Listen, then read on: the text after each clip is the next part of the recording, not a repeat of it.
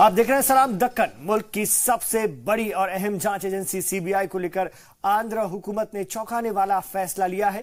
चंद्रबाबू नायडू हुकूमत के फैसले के मुताबिक बिना रियासती हुकूमत को एतमाद में लिए वो यहां दाखिल नहीं हो सकते। इस फैसले पर जहां बीजेपी ने सवाल उठाया है, हालांकि कांग्रेस चंद्रबाबू नायडू की हिमायत में उतर आई है। पार्टी लीडर हनुमंत राव का कहना है कि हालिया दिनों में मरकजी हुकूमत इस एजेंसी का इस्तेमाल अपने सियासी मुखालिफों को परेशान करने के लिए कर रही है, जबकि टीडीपी ने भी पार्टी लीडरान को बिना मकसद के परेशान करने की बात कही है। हालांकि बीजेपी का कहना है कि इस फैसले से साबित होता है कि चंद्रबाबू कुछ छिपा रहे हैं।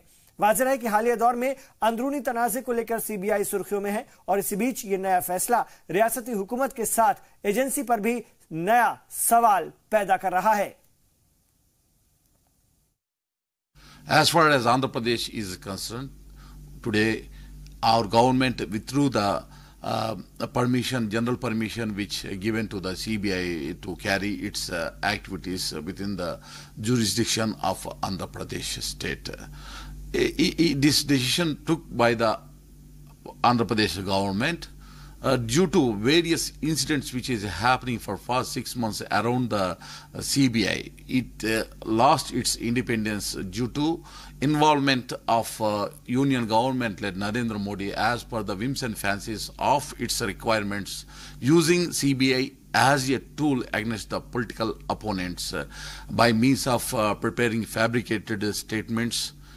You see that CM Ramesh, Rajya Sabha member, also allegedly trying to involve by means of fabricated statements by CBI Special Director Asthana. Already one of the DSP of the CBI, already he was suspended from his services.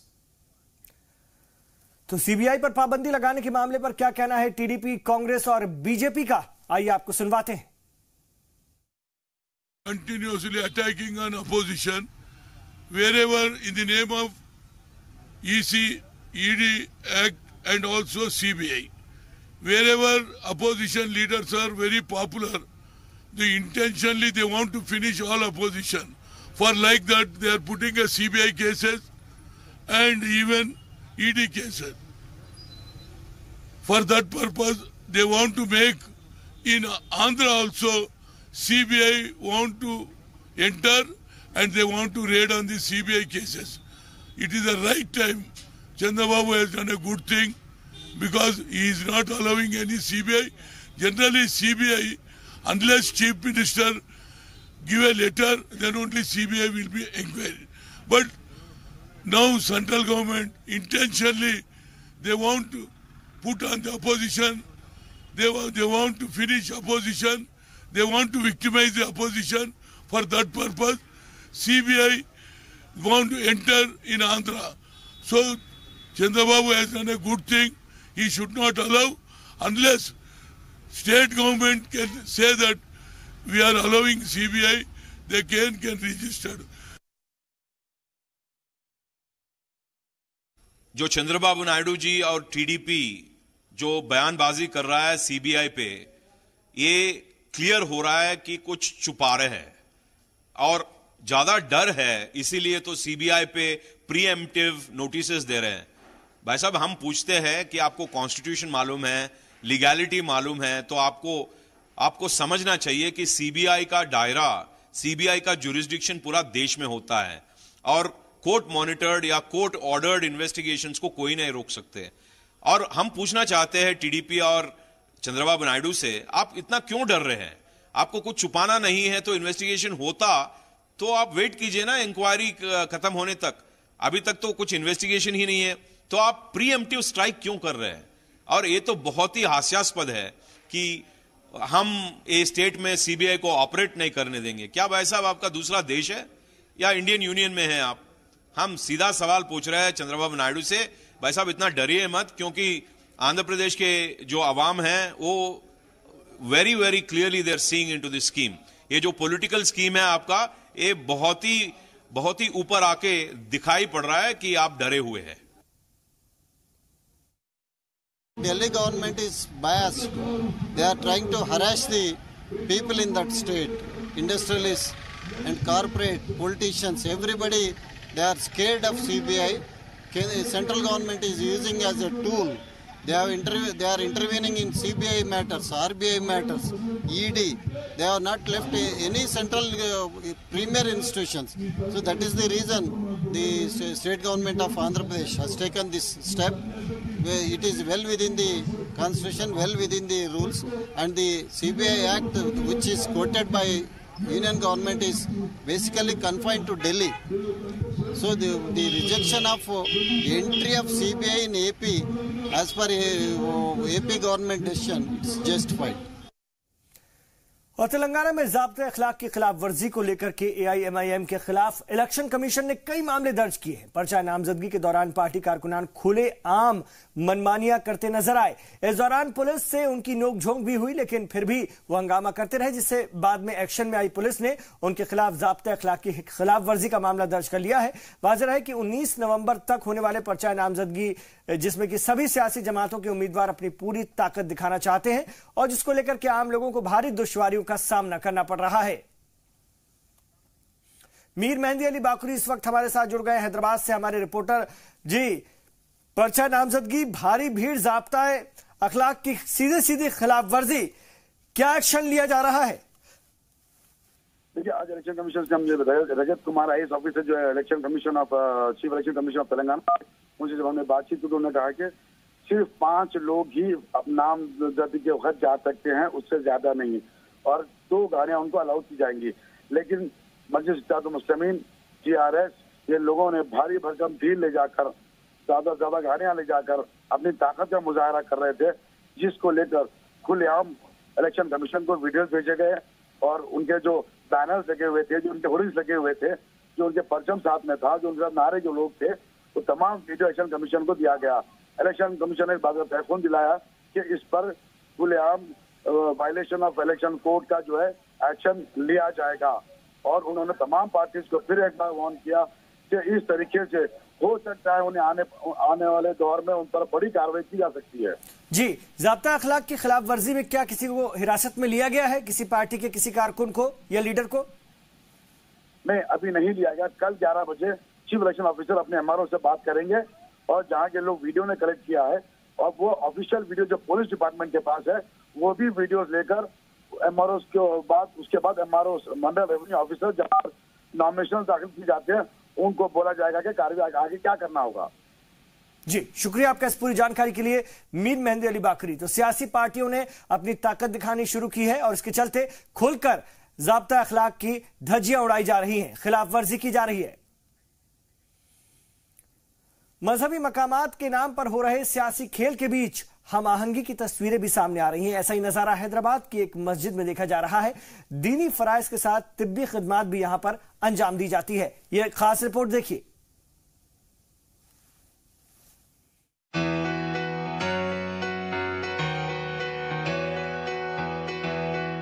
खुदा की इबादत के लिए बनाई गई इस मस्जिद में दीनी फराइज के साथ अवामी खिदमात को भी अंजाम दिया जा रहा है। मजहबी मकामात के नाम पर नफरत भरे सियासी माहौल में हेल्थ सेंटर शुरू कर शानदार पहल की गई है। ये काम मस्जिद इसहाक के साथ मिलकर एक गैर सरकारी इदारा अंजाम दे रहा है। Basically, this is the first of its kind, a community health center which has been established in a mosque. And we've picked up a location which is right in the heart of an urban slum. Now this particular location, which is called Achirati Nagar, it is surrounding almost 8 to 9 major slums with a population of approximately about 1.5 lakhs. Now the whole concept behind this is that we run our services in almost 30 odd government hospitals. So this will be primarily a referral link. We want to take patients who come to the center to different government hospitals, right from primary healthcare center. Helping hand foundation की देखरेख में चलने वाले इस health centre में सभी मजहब के लोग पहुंच रहे हैं। पसमानदा इलाके में वाक़े इस मस्जिद में जारी खिदमात जरूरतमंदों के लिए काफी मददगार साबित हो रही है। doing a community's help basically. People over here are not much into, they are basically daily wages employees who are either laborers or working in as a driver. A lot of people over here are on daily wages. So here we have started the community health center. The motive of this center was to bring out people from here and send them to the right hospital if they are having any disease or if they are into any kind of medical need. मस्जिद में चल रहे इस health centre में हर दिन 40 से 50 मरीज पहुंचते हैं, जहां बिना किसी फीस के इलाज तो होता ही है, जरूरत पड़ने पर दवा और लाने ले जाने के लिए बिना किसी किराए के गाड़ियां भी फराहम कराई जाती हैं। Don't have money to go to the hospital, so we are arranging transport for them like autos, or we are arranging cab and sending them on our own expenses and helping them with the doctor's consultation. If there is any free medicine available in the hospital, they get that. If the medicine is not available in the hospital, the doctor would request them to buy it from outside. So we get the medicine for them as well. अपने रब को याद करने के लिए बनाई गई इस मस्जिद में हेल्थ सेंटर का होना चर्चा का सबब बना हुआ है। इस्लाम समेत तमाम मज़ाहिब में इंसानियत की खिदमत को सबसे बड़ी इबादत कहा गया है और मस्जिद का असल मकसद भी यही है, यानी इबादत रब और फलाह इंसानियत। जी सलाम के लिए ब्यूरो रिपोर्ट के साथ मासूम सिद्दीकी। तमिलनाडु में 120 किलोमीटर रफ्तार से टकराए गज तूफान ने भारी तबाही मचाई है और आखिरी इत्तला मिलने तक तूफान की वजह से 23 से ज्यादा लोगों की जान चली गई है, जबकि कई लोग अभी भी लापता बताए जा रहे हैं। तूफान में मारे गए लोगों के अहले खाना को रियासती हुकूमत ने 10-10 लाख रुपए की मदद का ऐलान कर दिया है। वहीं मरकजी हुकूमत भी पूरे हालात पर नजर बनाए हुए है, जबकि रियासती इंतजामिया राहत और बचाव के काम में जुट गई है। रियासत के नागापट्टनम, तंजावुर और तिरुवावुर जिलों को पार करते हुए इस बार तूफान ने भारी तबाही मचाई है, जिससे कि आम जिंदगी दरहम बरहम हो गई है।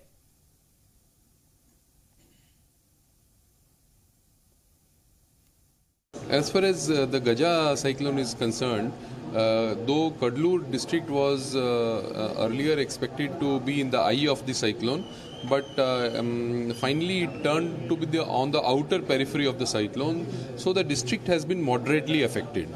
In fact, when we got the information about the winds, between 12:30 to 4 o'clock, the wind level was at the most about 75 kilometers per hour, which in our opinion is not as extreme as it was there in the neighboring district of Nagapattinam.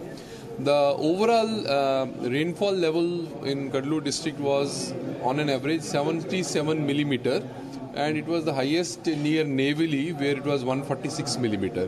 Damages because of the rainfall will be there. Damage to the roads are there. Damage to some of the crops may also be there.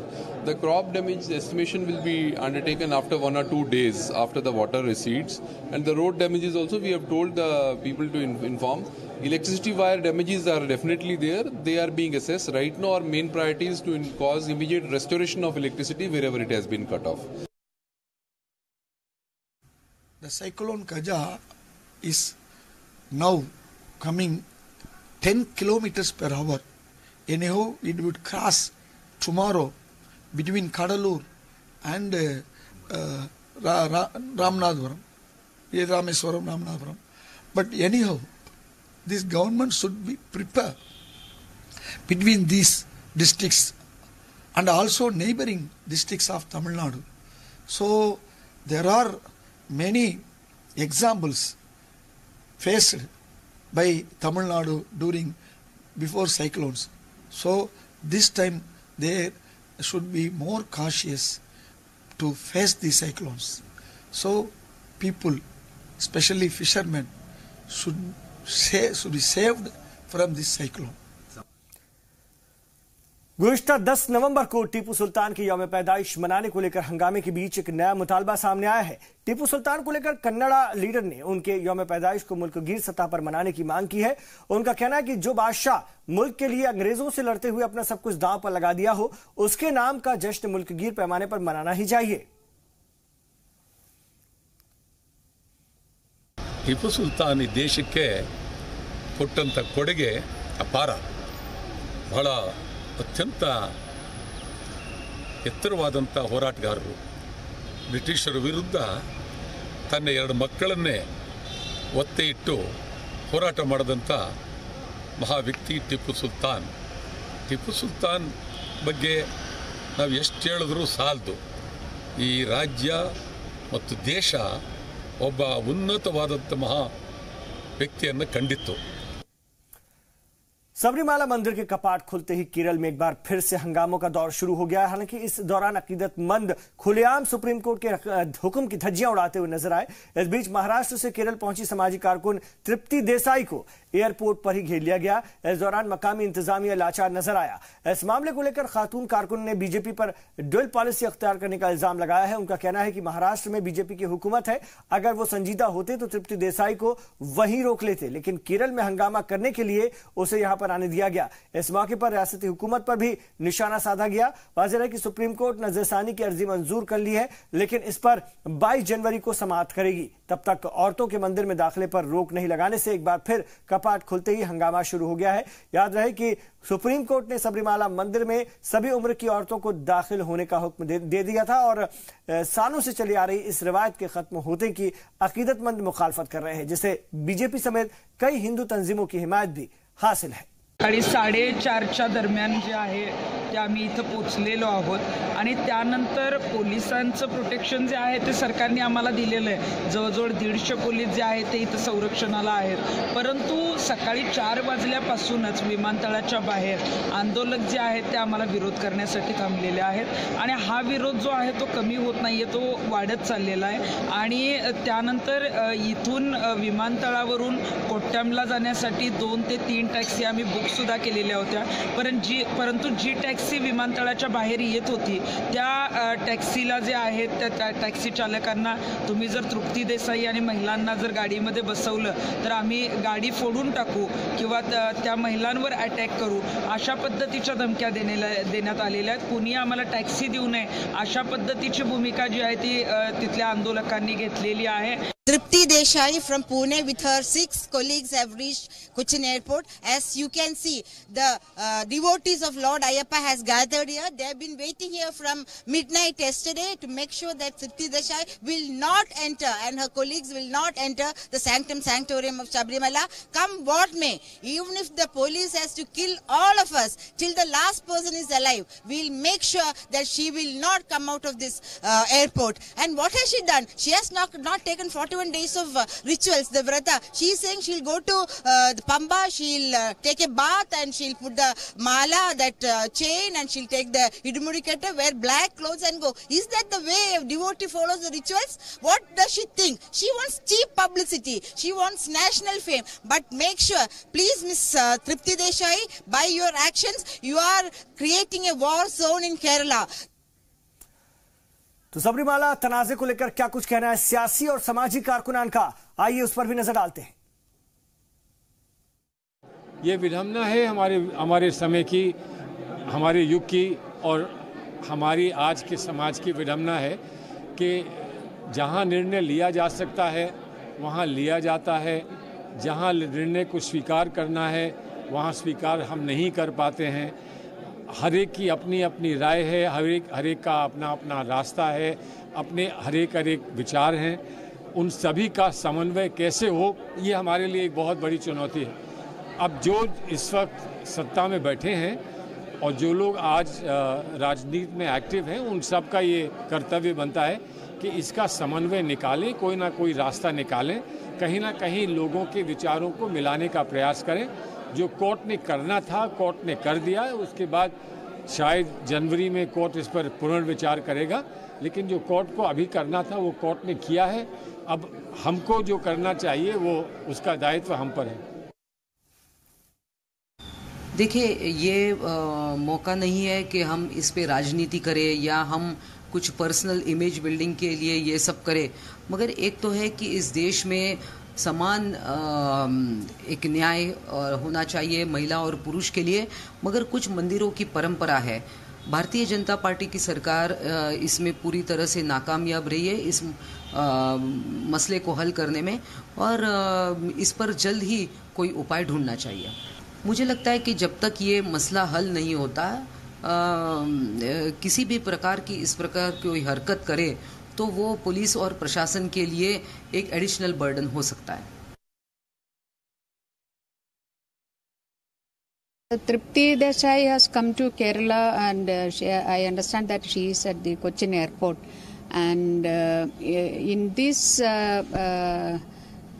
case what we can see that the double standard and hypocrisy of BJP and RSS and Sangh Parivar outfits, because earlier they announced that they will not allow Tripti to board the flight from Pune, but they did not disturb her, and they allowed her to come to Kerala, so that there is a problem can be created and it will be a challenge for the government. But whatever they may try to do, the government of Kerala is bound to the constitution and also bound to the Supreme Court order, which very categorically, repeatedly said that the women can at any age they may belong, but they can visit this Ayyappa temple there. भी हो रहा है, बहुत गलत हो रहा है। अगर धर्म की तरह से देखते हैं तो भी गलत हो रहा है, समाज की तरह से देखते हैं तो भी गलत हो रहा है, और कानून की तरह से देखते हैं तो भी गलत हो रहा है। जब सुप्रीम कोर्ट ने ये जजमेंट दे दिया है कि शबरीमाला के मंदिर में सभी महिलाओं को जाने की इजाज़त है, उसके बाद महिलाओं को जाने से रोकने वाले ये लोग कौन होते हैं? आदमी अपने ही स्वरूप में भगवान को भी एक इमेज बना लेता है, क्योंकि आदमी खुद जब पुरुष प्रधान होता है तो वो मान लेता है कि भगवान भी पुरुष प्रधान है। वो भूल जाता है कि भगवान ने ही औरत को भी बनाया है, भगवान ने ही मर्द को भी बनाया है। अब ये जो पूरी बात है कि जो औरत है वो क्योंकि वो मेंस्ट्रुएशन में है इसलिए वो इम्प्योर है, तो ये बात कौन तय करेगा? ये कहना चाहते हैं कि जो पुरुष है वो हर वक्त वो प्योर ही होते हैं। दुनिया भर में आप देखिए जितने भी क्राइम्स हो रहे हैं, जितनी भी हत्याएं हो रही हैं, जितने भी बलात्कार हो रहे हैं, जितने भी मर्डर्स हो रहे हैं, जितने भी करप्शन हो रहे हैं, वो सब पुरुष करते हैं। तो उसके बावजूद भी क्या वो प्योर रहते हैं, वो शुद्ध रहते हैं, वो पवित्र रहते हैं। और इसी सोच के तहत हमें हाजी अली में जाने से भी रोका गया था, जो कि केस हम जीत गए। और हम देख रहे हैं कि शबरीमाला में सुप्रीम कोर्ट के फैसले के बावजूद महिलाओं को जाने से रोका जा रहा है, जो कि बिल्कुल गलत है। मुल्क के पहले वजीर आजम पंडित जवाहरलाल नेहरू की यौम पैदाइश का जश्न मनाने का दौर जारी है, और हैदराबाद में हुई तकरीब में दर्जनों स्कूल के सैकड़ों डिसेबल तलबा के मुकाबले का एहतमाम किया गया। इस मौके पर उन्हें तरह तरह के इनामात भी दिए गए। इस मौके पर बच्चों ने जहां खुशी का इजहार किया, वहीं उस उस्ताद का कहना था कि ये तकरीब सालों से होती चली आ रही है। चाचा नेहरू की याद में होने वाली इस तकरीब में माजूर बच्चों के साथ साथ रहकर काफी सुकून मिलता है।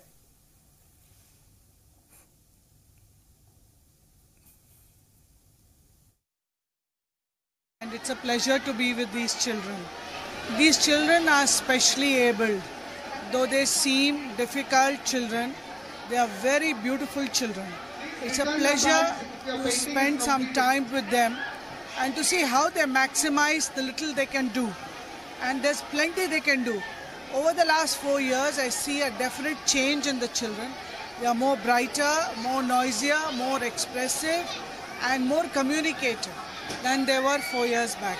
The teachers are also much more open, much more parent-like, much more friendly. It's a pleasure to see them year after. Some of them are extremely talented. They may not be normal, but they're extremely talented. If you see some of the paintings, I wish we could auction them somewhere and give them the money. We are hosting Tare Zameen Pe, a special drawing and painting competition for special children.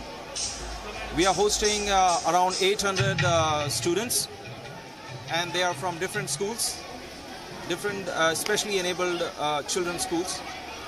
The contest is all around welcoming the children on the special occasion of Children's Day.